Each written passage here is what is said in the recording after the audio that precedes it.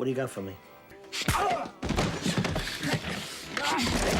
Tony, I'm sorry. You know, you would grab a guy by the throat and say, you know, you better get my money, you know. Definitely, without a doubt. There's always intimidation involved. So my name is Anthony Ruggiano Jr. I was a proposed member of the Gambino crime family.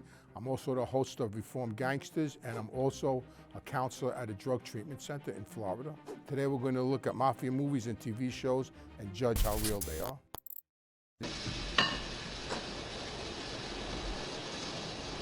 But I don't know if all that would take place with the gun being hidden behind the, you know, on top of the toilet bowl. There was a crew of carpenters that worked exclusively for the mob.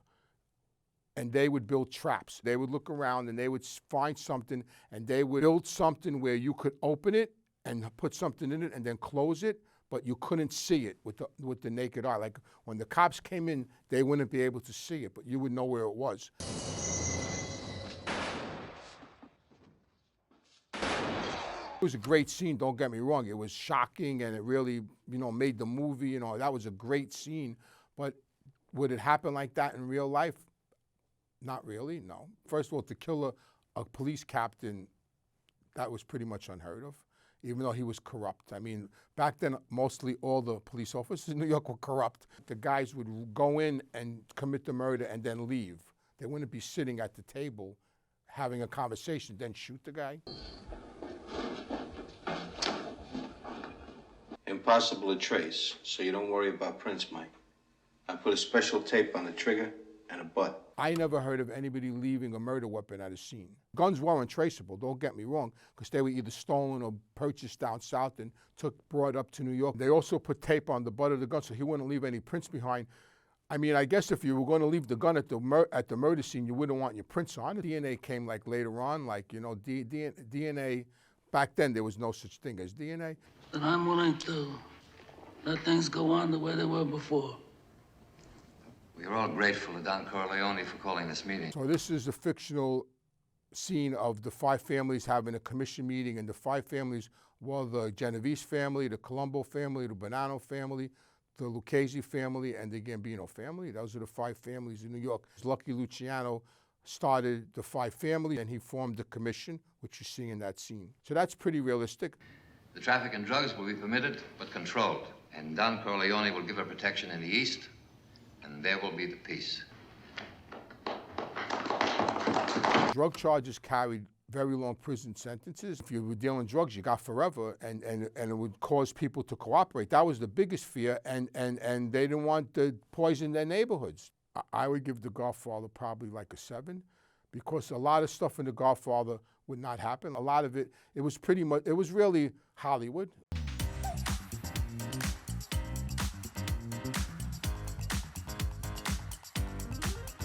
So this movie definitely depicts Lefty Guns and his crew, and Joe Pistone, Donnie Brasco, the undercover agent. My father, Fat Andy, was good friends with them, and he always told me that Lefty Guns was like a desperado, and that crew were big hijackers. But a lot of crews back then were hijackers because Kennedy Airport was wide open, and they were robbing trucks like mad back then.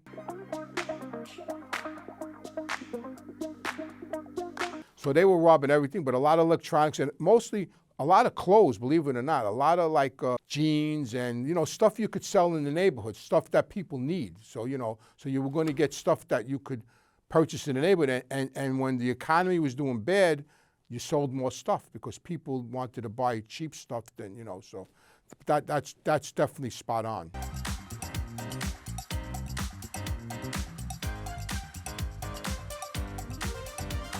When they taped up the guy's mouth, but he still saw their faces. Normally, they would wear masks. If they didn't know the truck driver, a lot of times the loads were given up by the drivers, and they would just park the truck and just walk away, and then we would get in the truck and just drive it away. So there was no reason to use masks or tape their mouths up. 80% of the time, we knew it was coming off the trucks. So in my neighborhood, Ozone Park, everybody in the neighborhood either worked at Kennedy Airport or at Aqueduct Racetrack. So a lot of information was coming out of the airport, you know, giving up trucks, or telling you there's a truck pulling out right now that has a load of leathers on it and giving you the truck number. I would give that a 9. You definitely don't want a silencer. You want to make a lot of noise to make the witnesses run away so they ain't going to be looking at you. Yeah, you know, you definitely want to make noise. I mean, why would he use a silencer? I mean, he doesn't want anybody running at him or chasing him, or he would want people to be scared. So that made a lot of sense not to use a silencer. I mean, I don't really know of any mob hits that I know of where there was silencers involved. Some more wine, right? Hey, Tommy, some more wine.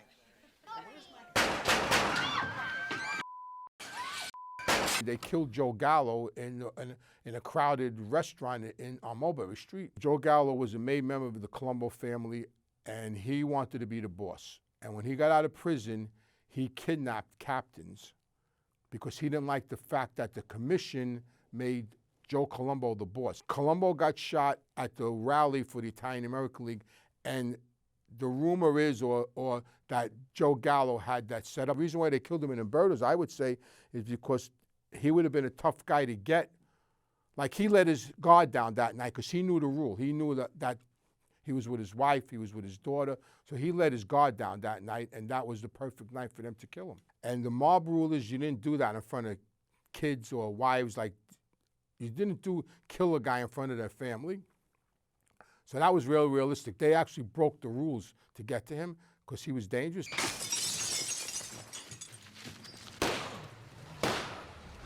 Robert De Niro was playing Frank Sheeran, and whether Frank was the actual shooter is debatable. A lot of people have confessed to the Joe Gallo murder. I don't know for sure, but all I know is that's exactly how the murder went down.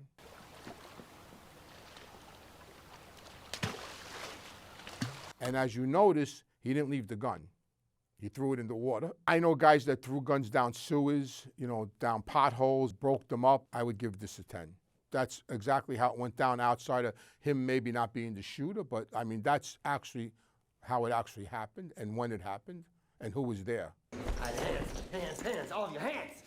Get your hands up.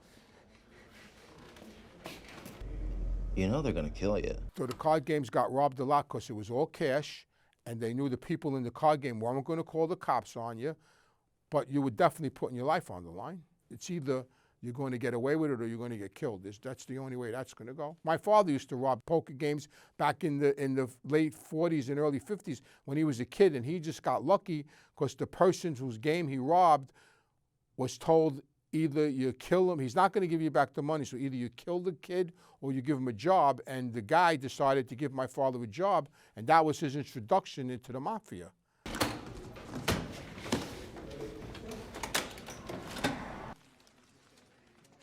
My first illegal job in the mob was I worked in a blackjack game. So the job of the guy that's working there would take a certain amount of money out of each pot, and you have to be trustworthy. We always had traps. So the bulk of the money was in a trap in case somebody stuck us up or we got raided. So the money would be in a trap, or we would use chips. And then as the person left, we would go to the trap and cash in the chips. So the money was pretty much always protected. The money was piling up on the table, and you had to get it off the table. So I would have to take it, and I would have to hold it up in the air and walk with it, because I wouldn't be able, because if you kept it down, you know, you could rob. I would give this a 10. That's what a mob run card games look like in a social club. They took all the money, and they were told, Ray Liotta told them you're going to get killed, which is realistic. Let's check these bad boys out. It fell off the back of a truck. Awful. I'm sorry, I didn't. So he said it fell off the back of a truck, and that's a big phrase in the mob, and that reverts back to hijacking trucks. Like, you know, you would have a nice suit on, and you'd say, I got this from Henry. Or would it fall off the back of a truck? And you go, yeah, of course. You know, so then you would know it was from a hijacked load, or it was stolen. So he used to hide drugs in dryers, and yeah, definitely hide in the back of our vending machines. Listen, rumor has it that somebody that works at this bar found a certain something that belongs to us. The tracksuits were really mob attire, let's put it that way. So when I was in the witness protection program, I was living in Idaho, and I was in a Starbucks by myself one day, and I was drinking coffee and reading the paper, and there was 3 women sitting at another table, right? One of them called me over and said, excuse me, and she waved me over. So I walked over, and I said, yes, and she goes, are you from New York? So I looked at her, going, now what would make you say that? I haven't even opened up my mouth. She goes, what would make me say that? Look how you're dressed. You got a jogging suit on. Nobody dresses like that in Idaho. It looks like you walked out of The Sopranos. Certain somebody that we know thinks they saw that certain someone, pick it up and take it back to that certain bar, which may or may not be the place that we happen to be, Will not be. I think you're gonna have to be a little bit more clear, because I didn't get that last part. The jogging suits, definitely.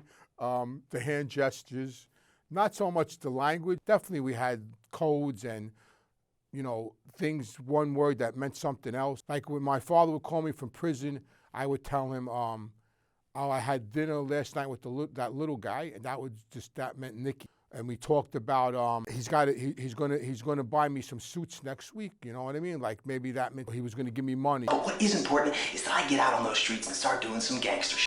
I mean, there's gotta be like a union boss I can put the squeeze on, or a truck I can hijack. But a lot of stuff is brought in through associates or people outside of the mob who the made members know. He's an associate. He's not going to tell a made guy, I want to rob a truck. I want to shake down a union boss. You know, they would just go out and do it. So I was born into it. But I became an associate at 16. That's why I never actually had the ceremony, but I was proposed. You don't mind getting your hands dirty, do you? God, Mafia. Definitely was people like that kid. We used to call them golfers. Go for this, go for that, go get my car washed. They were just guys that hung around that weren't capable of becoming made guys. I would rate this a 4. You know, the suits were real, the gopher was real, the hand slang was real. They made it comical. Listen up, pay attention. We're hitting Paul. John Gotti was the boss of the Gambino family. He was very charismatic, very personable, and very dangerous. So this is when John Gotti put out the hit on Paul Castellano in front of Sparks Restaurant.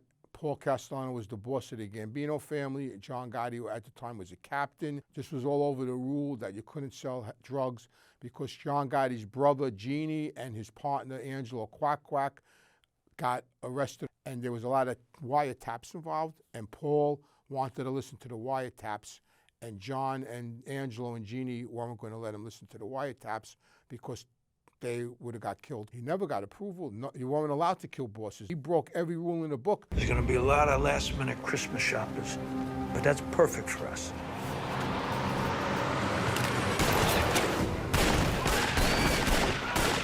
Hide in plain sight, you know what I mean? They're busy, nobody's paying attention. Nobody's paying attention to 6 guys that have, Russian hats on and overcoat, that all look the same. Just a lot of things going on, nobody's paying attention. It's just a lot of action. So when it happens, it's just so many things going on that you just disappear into the movements.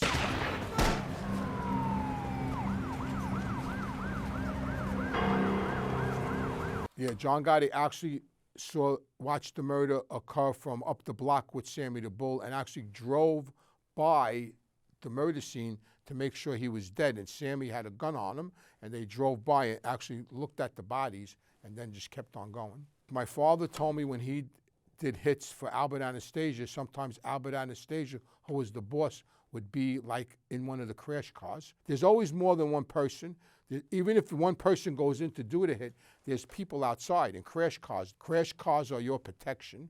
So there's always going to be people watching the hit. You're never going to be alone. I would give this an 8. That's exactly how it went down. This is a very personal thing to me because I was very, very close to John Gotti. And I haven't watched this whole movie because I can't get past the fact that John Travolta played John Gotti. What do you got for me? Dad. My luck's gonna change. Tomorrow. I want something tomorrow. You understand me? Oh, that's pretty accurate. You would grab a guy by the throat and say, you better get my money, of course, yeah, definitely, without a doubt. There's always intimidation involved. Tony's a mob guy, and money is their god. Greed, money is their god. And that's what would happen. You said 125 a unit, right? Yeah. All right. That actually happened to me personally. This guy, Louis Mayoni, he got arrested, and he decided to cooperate, and I got 10 years. Be home in time for Christmas with your family. Or 25 years in jail. I cooperated in a totally different manner than what happened to him. I got arrested for a murder that I committed in 1988. I got arrested in 2005 for it as part of a RICO. It was really a very, very hard decision. I would pick up the phone and hang it up, pick up the phone and hang it up. I couldn't do it. I gave the FBI card to my wife. And I told her, when you get to work today, call that number and tell that guy to come to see me. Every time I picked up the phone, I saw my father's face. because he was dead against that. I did 14 years in prison. I missed my kids growing up, and I hit a bottom with that lifestyle, like with the drugs. I hit a bottom with the drugs, and I got clean. Did I sit?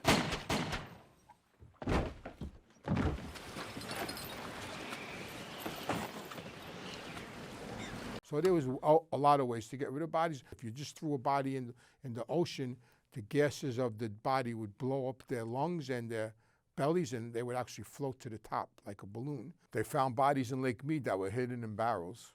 I would rate this a 10. That's definitely how it went down. No. We're not building anything. How can you say that when construction has already begun?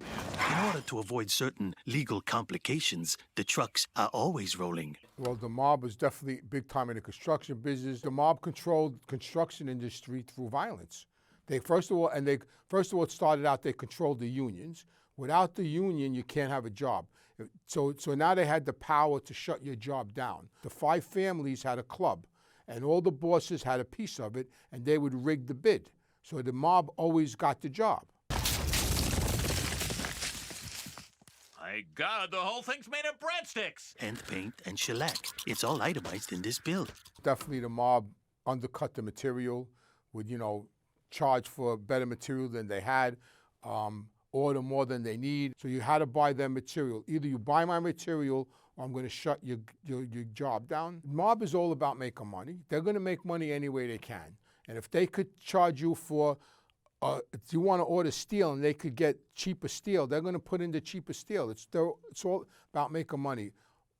Mob guys, whenever their eyes are open, they're trying to commit a crime. I may give it a 10. The mob did run the construction industry, and the mob did run, the materials. They had it all wrapped up. Even though it was a cartoon, it was realistic. My favorite Mafia movie is Goodfellas, and the reason why it's Goodfellas is, first of all, it's very realistic, and second of all, I had a personal relationship with the real characters in that movie.